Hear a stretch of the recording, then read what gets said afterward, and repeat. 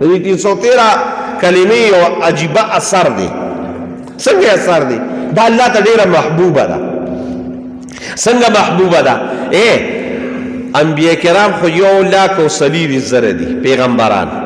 په دې پیغمبرانو کې چې کوم رسولان دي یعنی د الله پیغام براه راست هغوی ته راغلي وي د جبرئیل علیه السلام په ذریعه باندې، نو په دې 1,40,000 کې 314 دا رسولان دي. دا 314 دا عدد د الله ته ډیر محبوب دی. دویم نمبر دا وره چې کله د اسلام لومبه جهاد غزوه بدر راغی او دا داسې جهادو چې د دې جهاد ته الله په قرآن کې یوم الفرقان ویلی دی. یعنی د فرق د اسلام او د کفر ترمنځ چې فرق راغلی دی او اسلام له الله ترقی ورکړی دی، جهاد په برکت یې ورکړی دی.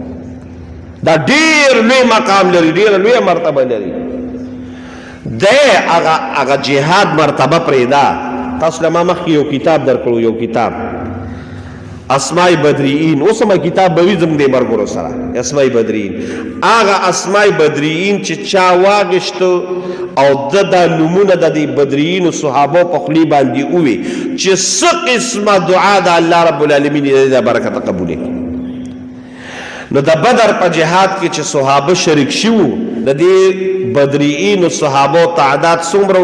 313 کسان. او څلورم نمبر یې د دې 313 دغه دا وره چې په دې قرآن شریف کې یو واقعه ده ان شاء الله چرته به راته بیان کړم د طالوت او د جالوت.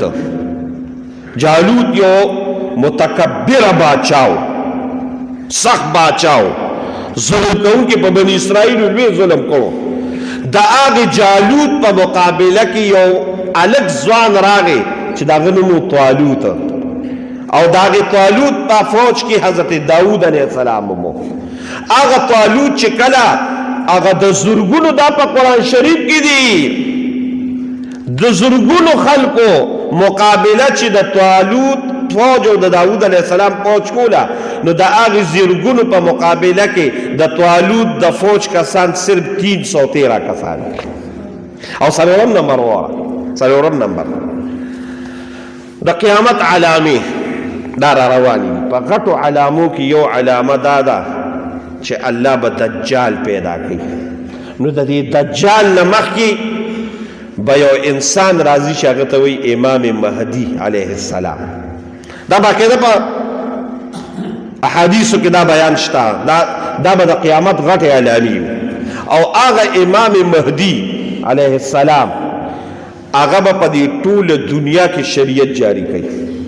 ټوله دنیا کې رسول الله مبارک وی شکل یې زما په شان دی، د پلار نوم یې زما د پلار نوم په شان دی، د مور نوم یې زما د مور د نوم په شان دی. نو دی به راځي او د بیت الله په خوا کې به فوج تیاروي او ټولې دنیا کافرانو سره به مقابله کوي. اسد جانه دغه امام مهدي چې کوم فوج تیاروي د ټولې دنیا سره مقابله کوي، د دې تعداد رسول الله مبارک د امام مهدي د فوج 314 کولی. په 313 کسانو به دا ټوله دنیا پته کوي. نو دا 313 لفظ دی دا ډېر الله ته محبوب